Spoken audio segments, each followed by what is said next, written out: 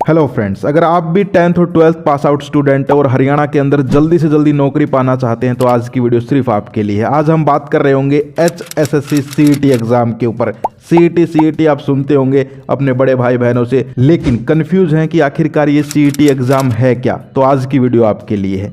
आज की वीडियो में हम CET की बेसिक से जो है यहाँ पर बात करेंगे कि भाई CET एग्जाम क्या है, कौन कौन ये एग्जाम दे सकता है, इस एग्जाम को देने के बाद कौन सी नौकरी मिलेगी, क्या इस एग्जाम के बिना हरियाणा में कोई नौकरी मिलेगी ही नहीं, और कितनी इसकी फीस है, क्या सिलेबस है, और A to Z जानकारी डिस्कस करेंगे। तो चलिए बिना देर किए वीडियो को स्टार्ट करते हैं। अगर आप भी नौकरी पाने के इच्छुक हैं, हरियाणा में इस साल नौकरी पाना चाहते हैं, अगर आपने डिसाइड कर लिया है तो आज की वीडियो लास्ट तक देखना, आपके सारे डाउट दूर हो जाएंगे। चलिए स्टार्ट करते हैं। हरियाणा में 4 ग्रुप्स की नौकरियां हैं, यानी कि 4 प्रकार की पोस्ट हैं। Group A post, group B post, group C post और ग्रुप D पोस्ट। अब जो है आज की वीडियो ज़्यादातर रहेगी ग्रुप C और D की पोस्ट के ऊपर, क्योंकि जो CET की हम बात कर रहे हैं वो इन्हीं पोस्ट के लिए एग्जाम लिया जाता है। तो देखिए अब पहले थोड़ा समझ लेते हैं। ग्रुप A और B जो है पहले उसकी बात करें तो ये जो पोस्ट होती है ये थोड़ी हाई लेवल की पोस्ट होती है, जैसे कि SDM, लेक्चरर, DSP, तहसीलदार, और इनके जो एग्जाम्स करवाता है, इनकी जो नौकरियां देने का काम करता है, जो पूरा काम संभालता है, वो जो बॉडी है, वो जो कमीशन है, वो है HPSC। वहीं दूसरी ओर ग्रुप C और D जो है, इसके अंदर जो पोस्ट आती हैं, जो नौकरियां आती हैं, वो ग्रुप A और B से नीचे की हैं। जैसे कि यहाँ पर आप मान के चलिए पटवारी हो गया, पियोन हो गया, क्लर्क हो गया, स्टाफ नर्स हो गया, ये जो पोस्ट होती हैं, और भी आप देख सकते हो लिस्ट, ये जो है ग्रुप C और D की पोस्ट बोली जाती हैं, यानी कि नौकरियां। तो यहाँ पर जो है अगर आपको ये जॉब्स चाहिए हरियाणा के अंदर तो एक एग्ज़ाम निकल के आता है CET, कॉमन एलिजिबिलिटी टेस्ट, जो कि HSSC कंडक्ट करवाता है। ये जो एग्ज़ाम है ये आप यहाँ पर जो है क्वालिफाई करते हैं, उसके बाद जो है आप इन नौकरियों की तरफ देख सकते हैं। तो समझ गए CET क्या है, यानी कि हरियाणा के अंदर आपको ग्रुप C और D, ये ग्रुप्स का कन्फ्यूजन तो अब आपका क्लियर हो गया होगा कि भाई यहाँ पर 4 प्रकार की पोस्ट हैं। Group A, B, C, D। A और B जो है वो हाई लेवल है, C और D उनसे थोड़ी नीचे हैं। तो ये जो C और D की पोस्ट होती हैं, इनकी नौकरियों के लिए आपको HSSC CET एग्जाम देना पड़ता है। अब हो सकता है बहुत सारे स्टूडेंट्स के मन में ये भी डाउट हो कि क्या हरियाणा में नौकरी लगने के लिए ये एग्जाम देना जरूरी ही है। तो जैसा कि अभी मैंने बताया उस चीज़ से ही क्लियर हो गया होगा कि यहाँ पर 4 प्रकार की पोस्ट हैं, A, B, C, D। अगर आपको C और D की पोस्ट चाहिए, C और D ग्रुप की नौकरी चाहिए, तो फिर आपको ये एग्ज़ाम देना ही देना पड़ेगा। उसके अलावा जो A और B की पोस्ट हैं उनके लिए नहीं है। समझ गए? तो यहाँ पर क्लियर हुआ कि भाई ये जो CET है, कॉमन एलिजिबिलिटी टेस्ट, ये यहाँ पर एक टेस्ट है जो कि उन स्टूडेंट्स का है जो हरियाणा के अंदर ग्रुप C और D के लिए नौकरियाँ देख रहे हैं। तो यहाँ पर ये जो एग्ज़ाम होता है, ये यहाँ पर मैंने आपको बताया ग्रुप C और D, यानी कि 2 प्रकार से है। ग्रुप C जो है वो यहाँ पर 12th बेस पे है, ग्रुप D जो है वो 10th बेस पे। अब हम बात करते हैं इसकी एलिजिबिलिटी के ऊपर। तो देखो यहाँ पर सबसे पहले तो मैंने आपको बता ही दिया कि यहाँ पर ग्रुप D के लिए 10th पास है, ग्रुप C के लिए 12th पास है। लेकिन अगर इससे ऊपर भी आपकी क्वालिफिकेशन है तो कोई दिक्कत नहीं है। मिनिमम क्वालिफिकेशन मैंने आपको बता दी कि अगर आप 10th पास हैं, चाहे अब आप जो है जैसे कि MSc कर रहे हैं, MCOM कर रहे हैं, कोई दिक्कत नहीं, लेकिन 10th कर रखी है तो आप ग्रुप D का फॉर्म भर सकते हो, HSSC CET का। ऐसे ही अगर आप 12th पास हैं तो आप यहाँ पर ग्रुप C का पोस्ट के लिए फॉर्म भर सकते हो, एग्ज़ाम दे सकते हो, या फिर आप दोनों भी दे सकते हो, कोई दिक्कत नहीं है। तो ये जो एग्ज़ाम है CET का, ये एक बार हो चुका है, और जिन्होंने इसको क्लियर किया था, जो एग्ज़ाम में बैठे थे, उनको जो है नौकरियां भी मिल चुकी है। अभी आपने सुना होगा हरियाणा में पिछले दिनों ही यहाँ पर जो है 25,000 के आसपास जो है नौकरियां बांटी गई थी, तो वो नौकरियां मिल चुकी हैं। अब बात करते हैं, ये एग्ज़ाम दोबारा होने के चांसेस हैं। दिसंबर से ही खबरें चल रही हैं कि भाई होगा, लेकिन अभी तक जो है अपडेट्स तो नहीं आई हैं, लेकिन होगा ज़रूर, ये कन्फर्म है। तो वो जो है हम आपको वीडियो के लास्ट में बताएंगे। अब हम सिलेबस का थोड़ा बात करें तो इसके अंदर जो है अगर आप ग्रुप C के लिए फॉर्म भरेंगे, ग्रुप C के लिए एग्ज़ाम देंगे, तो आपका 12th बेस तक का सिलेबस आएगा, और अगर आप D के लिए फॉर्म भरेंगे तो 10th क्लास तक का सिलेबस आएगा। सिलेबस में क्या क्या आएगा वो सुन लीजिए।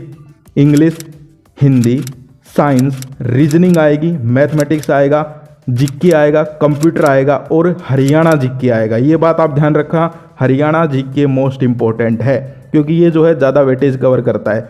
तो यहाँ पर ये आपके सब्जेक्ट रहेंगे। और लेवल क्या रहेगा, अगर आप D के लिए कर रहे हैं तो 10th का लेवल रहेगा, यानी कि जैसे मैथ 10th तक का, 9th 8th इसका। वहीं आप ग्रुप सी के लिए फॉर्म भरेंगे तो फिर आपका सिलेबस 12th क्लास तक का हो जाएगा, यानी कि सब्जेक्ट यही रहेंगे, लेवल जो है इनके ऊपर नीचे होंगे। सब्जेक्ट आप फिर से देख सकते हो, जीके रहेगी, इसके अलावा reasoning, mathematics, English, science, Hindi, computer और हरियाणा जीके। समझ गए? तो यहाँ पर जो है मैंने आपको समझा दिया। अब बहुत सारे स्टूडेंट हैं जो दोनों के लिए एग्जाम देना चाहते हैं, तो वो दोनों के लिए भी एग्जाम दे सकते हैं। समझ गए? कोई दिक्कत नहीं है। अब हम बात करते हैं कि मान लीजिए ये सिलेबस हो गया, एलिजिबिलिटी हमें पता हो गई, HSC CET क्या है ये पता चल गया। अब जो है इसका एग्ज़ाम कब होगा और सिलेक्शन प्रोसेस की और बात कर लेते हैं। तो सिलेक्शन प्रोसेस की बात करें तो सिलेक्शन प्रोसेस थोड़ा सा पेचीदा है, आपको समझना पड़ेगा। ग्रुप डी की जो पोस्ट होती हैं उनके लिए जो है यहाँ पर डायरेक्ट आपको जो है सिर्फ CET एग्ज़ाम देना है, उसके बाद आपको नौकरी मिल जाएगी।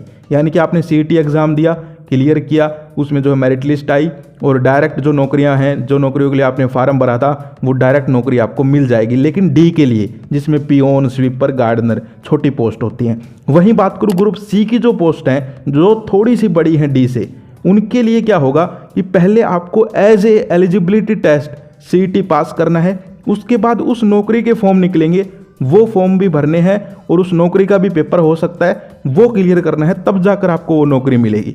आया कुछ समझ में या कंफ्यूज हो गए? दोबारा से समझो। मैंने बताया कि CET किसके लिए है? ग्रुप सी और डी के लिए। तो ग्रुप सी के अंदर जो है CET देने के बाद भी आपको पेपर या फिर कोई टेस्ट या फिर जो है कोई स्किल टेस्ट देना पड़ सकता है, लेकिन ग्रुप डी के अंदर सिर्फ CET देना है और आपको नौकरी मिल जाएगी। ये कन्फ्यूजन क्लियर करो सबसे पहले। समझ गए? तो अब यहाँ पर जो है इसके अंदर क्या होता है कि ग्रुप सी के अंदर जैसा कि मैंने बताया और भी टेस्ट देने पड़ते हैं। तो आपने CET क्लियर किया, अब CET जो है उसको यहाँ पर सरकार ने बताया हुआ है कि भाई इतने नंबर लेके आओगे तो आपका CET यहाँ पर क्लियर माना जाएगा। जर्नल के लिए 50% है और जो कैटेगरीज बच गई उनके लिए 40% है। समझ गए? तो ये यहाँ पर अगर इतने नंबर आप लेके आ गए आपके CET के अंदर, तो एक तरीके से आप लोग अपना CET क्वालिफाई क्लियर समझिए। समझ गए?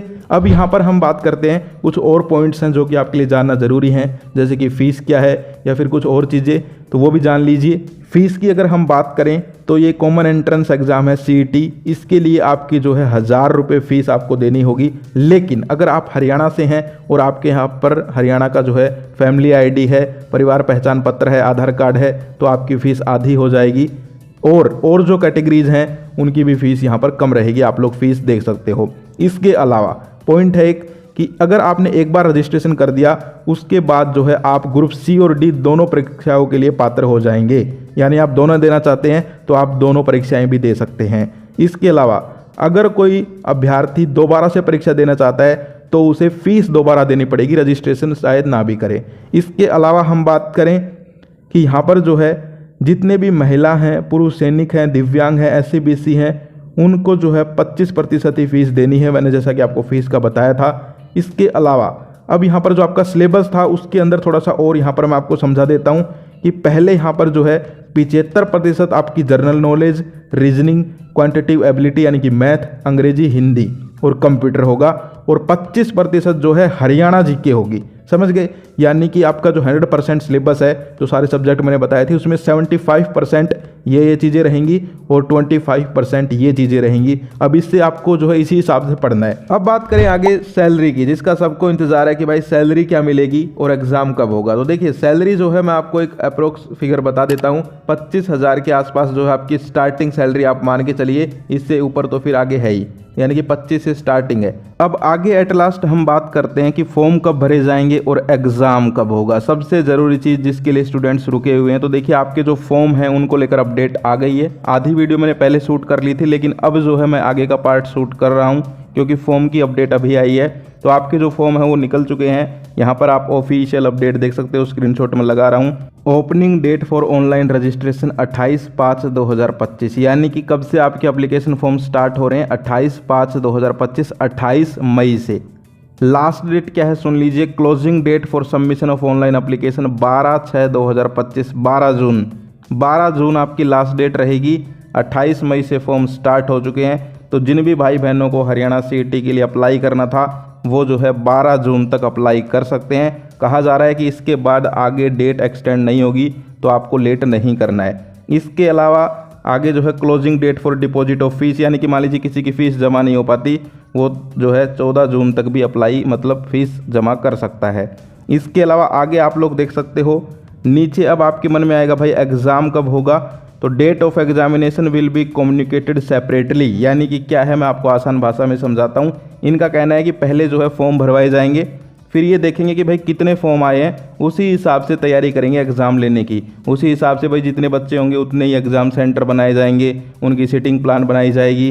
जैसे फॉर एग्जांपल हमारे घर में शादी होती है मान लीजिए किसी के भी घर में, तो वो देखता है कि भाई कितने मेहमान आएंगे, उसी हिसाब से खाना बनवाता है, उसी हिसाब से टेंट लगवाता है। तो वही काम है भाई कि ये लोग जो है यहाँ पर पहले देखेंगे कि कितने फॉर्म भरे जाते हैं, फिर उसी हिसाब से तैयारियाँ करेंगे।